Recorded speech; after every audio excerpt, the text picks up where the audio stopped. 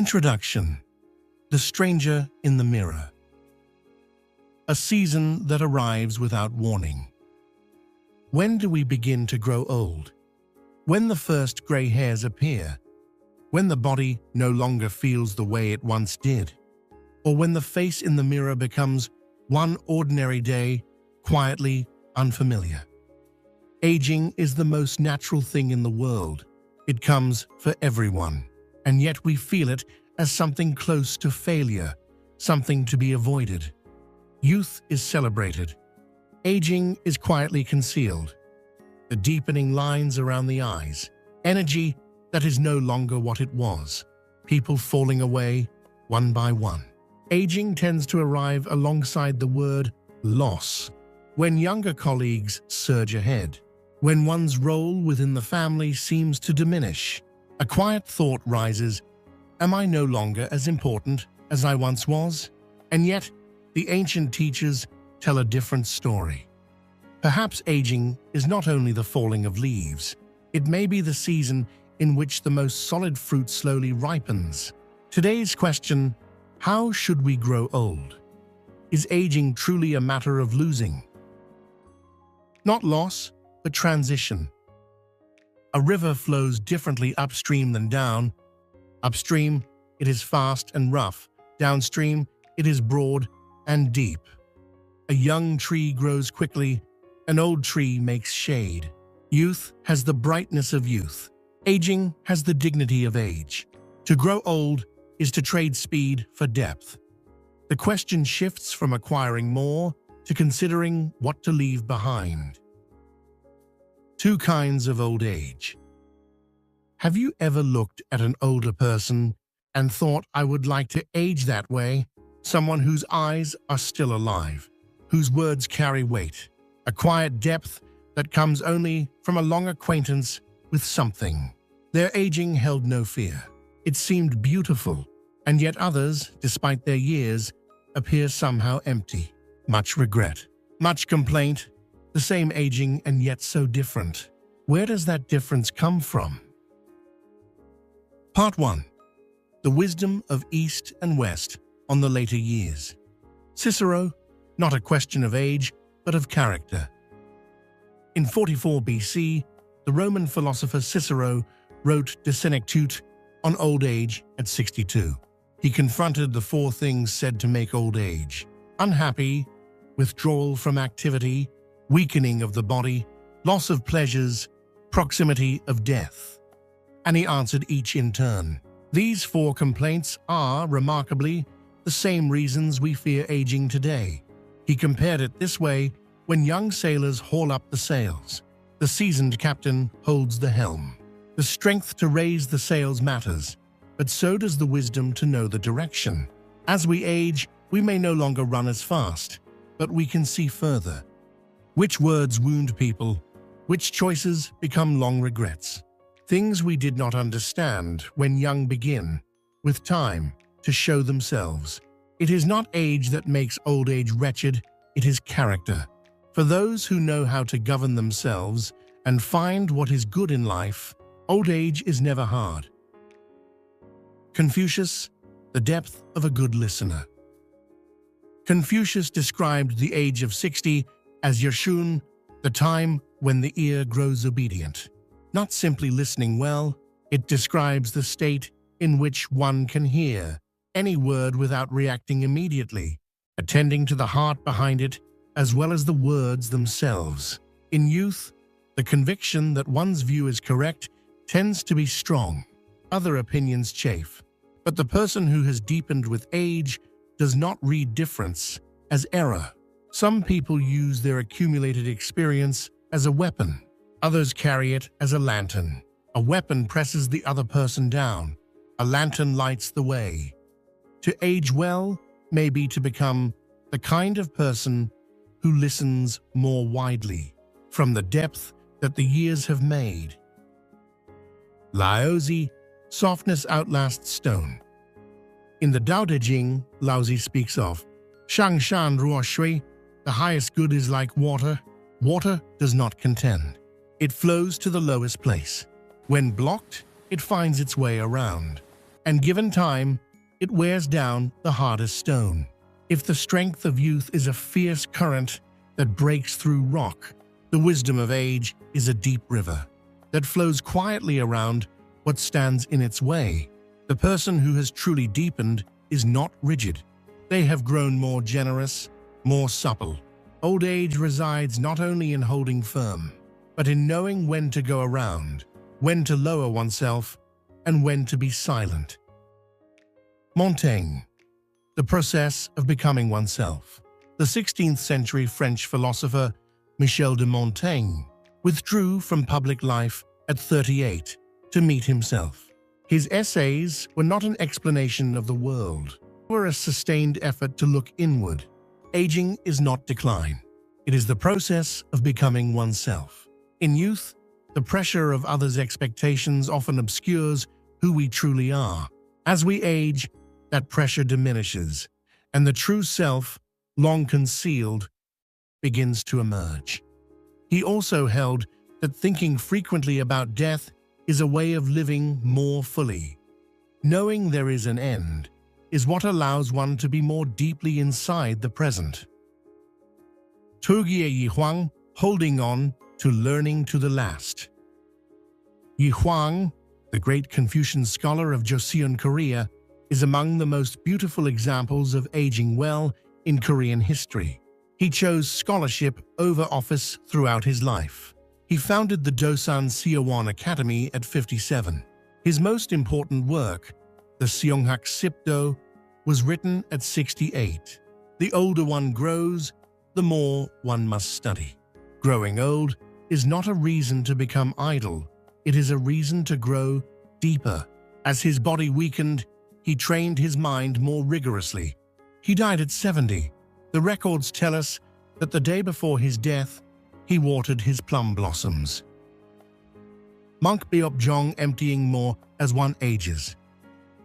The Korean Buddhist monk Beopjong lived out aging as a practice of emptying. His most celebrated work, Musoyu, Non-Possession, carries this philosophy.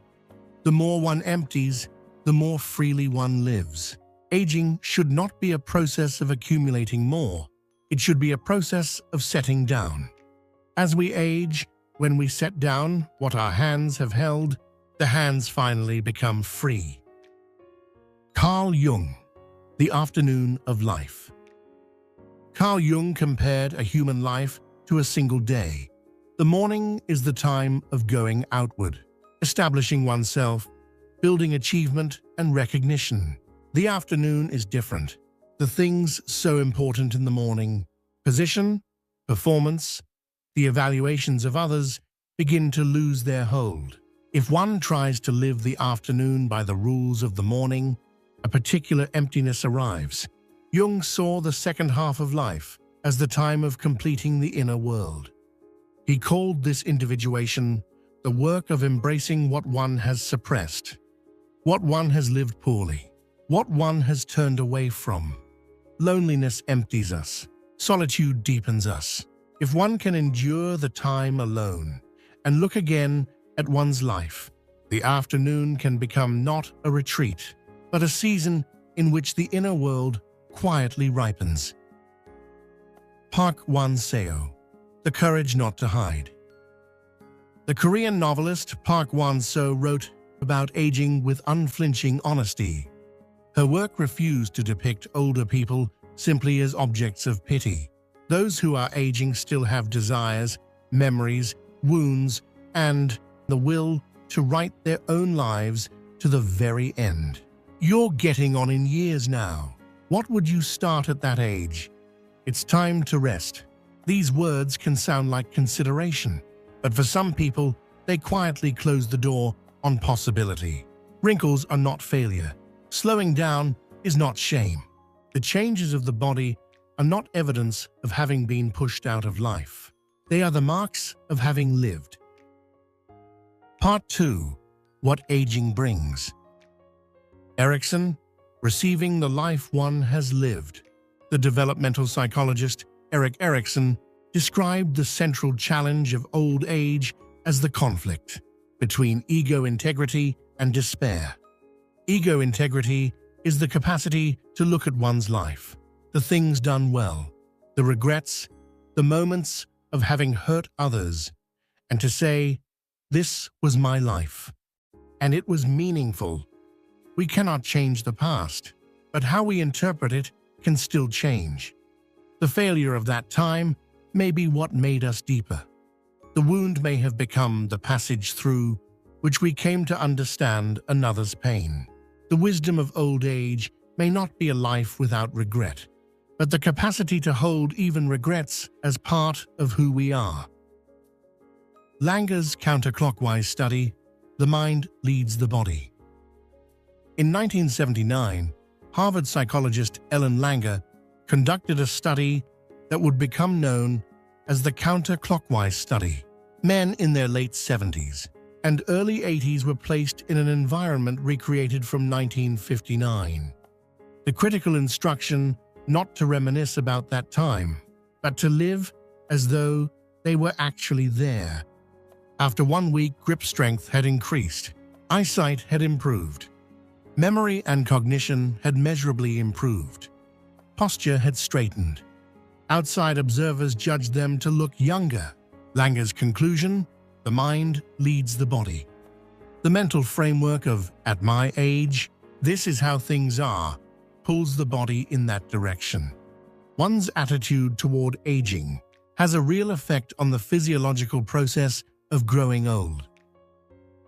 Carstensen, focusing on what truly matters. Stanford psychologist Laura Carstensen found that as people age, they reduce meaningless relationships and activities and focus more intently on what is genuinely precious. The more one feels that time is limited, the more precisely one chooses. Instead of trying to appear well to everyone, one asks, "What truly matters? Who deepens my heart? Where do I want the remaining time to go?" The aging brain reorganizes itself in the direction of attending to what is meaningful. The blue zones, what those who age well have in common. Writer Dan Buettner studied the world's longevity hotspots, the blue zones, and found one shared characteristic above all others: a sense of purpose. In Okinawa, this is called ikigai, a reason for being. The person who has a reason to get up in the morning lives longer and more healthily, and without exception, each community possessed a close circle for genuine connection. The conclusion is exactly the same as 80 years of Harvard research. Good relationships make for a healthy and happy old age. To prepare well for old age is not only to prepare financially and physically, it is to tend to relationships. Growing older does not mean becoming someone who can no longer be loved. It may be a time in which one learns to love more deeply. When we remember death, life grows richer. The Stoic philosophers practiced Memento Mori, remember that you will die, not to darken life, but to deepen it. When one knows there is an end, the light through the window looks different. A cup of tea with someone one loves feels different. What seemed ordinary arrives as a gift that will not come again. A good life may be the process of preparing for a good death. A good death is not the ending of a perfect life. It is the moment in which one receives one's life as something that mattered. Part 3. What makes aging hard? The past as a prison or as a foundation. We see around us two kinds of old age. One is caught in past glories, turning discontent on the present. Back in my day, young people today have no idea. Inside those words, there may be real pain, the feeling of being passed over, of going unrecognized. But when that feeling accumulates, what remains on the face is not the depth of years, it is anger. Others quietly hold their ground, grateful for small things.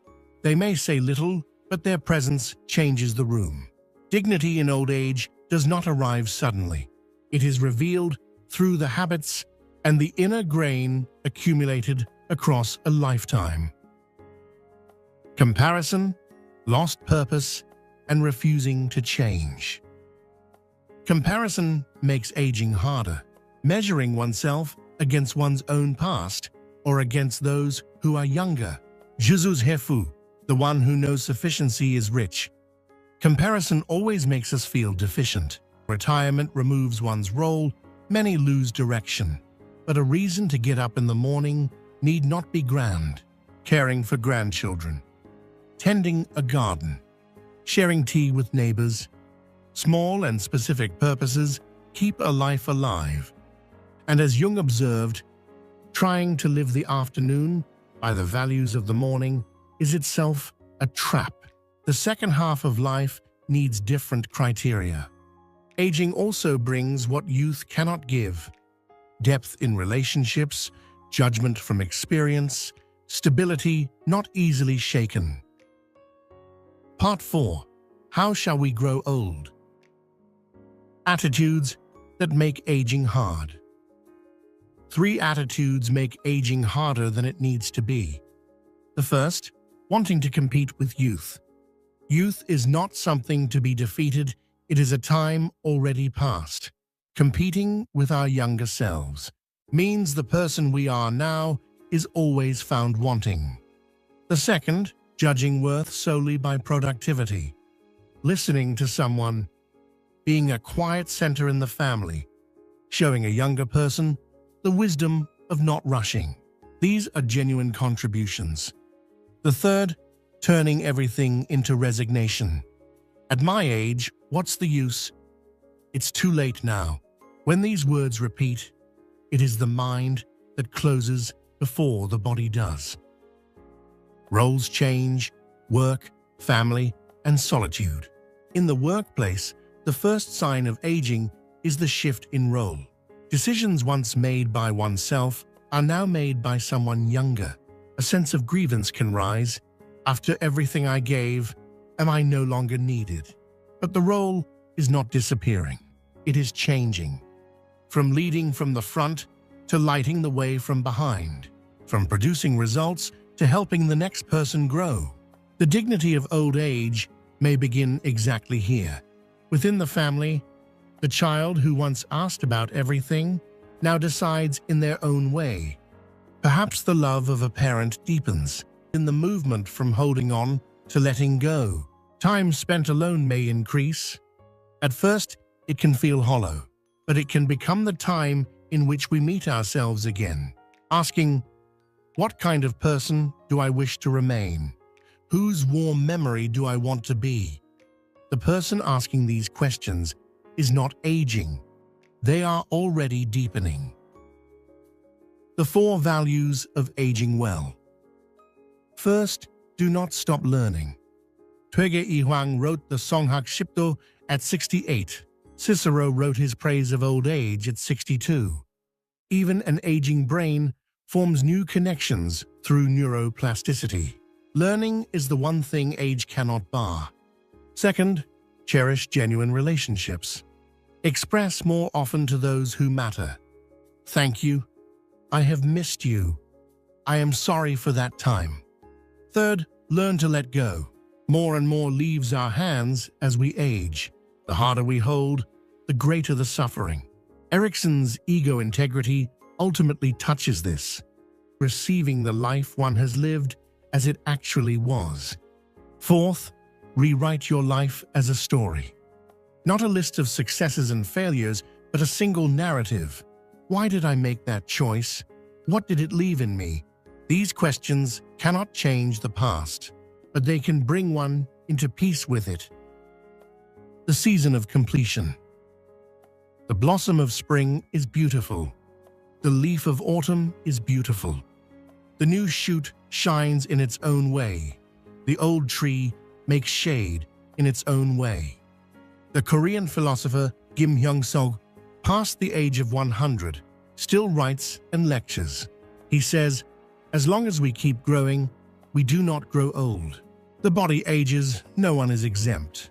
But when the mind no longer wishes to learn, when it closes its ears to another's story, When curiosity toward what is new is lost, that is when we truly begin to grow old.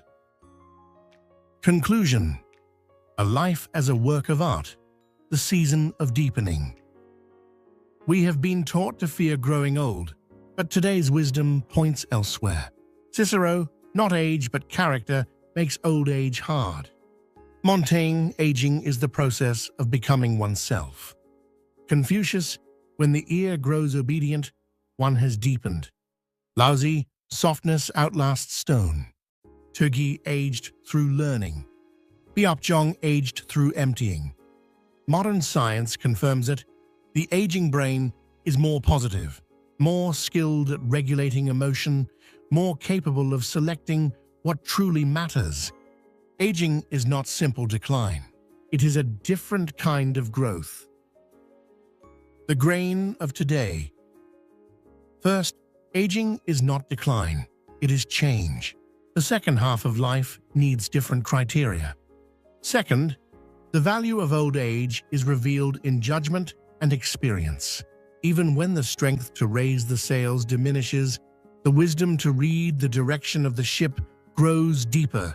Third, to age well is to listen and attend more deeply.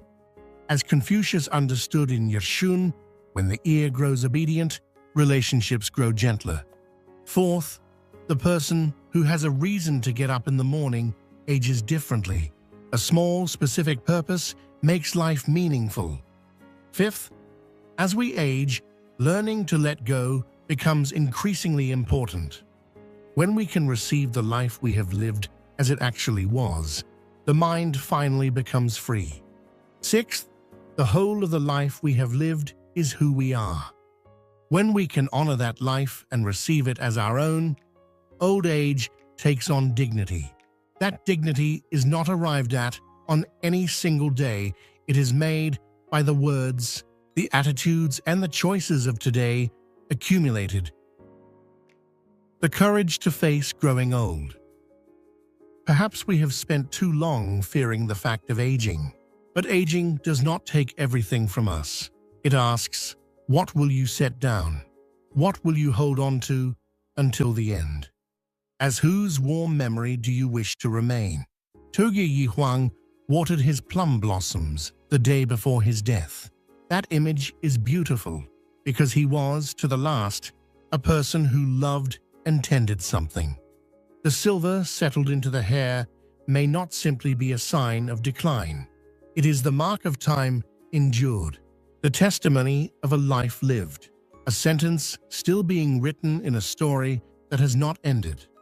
If today we can be a little more gentle than yesterday, a little deeper, a little more generous, we are still living well. The longer a tree has grown, the deeper its grain. Aging may not be the final chapter of a life. It may be the time in which a life, as a work, gains its richest and most lasting color. Growing older is not decline. It is the long journey by which we have become who we now are, and that journey is not yet over. An unseen current has carried us to this place. The years that passed unspoken shaped us into who we are. Life is always flowing, and we live by carving our grain upon its quiet course. Thank you for staying with us all the way to the end. I hope this story has become a pair of eyes that see your life a little more deeply than they did before. Life cannot be explained. It only gathers, grain by grain, in silence. The grain of life loves you always. I hope your today is a little stronger than your yesterday. We will return with stories that go deeper still.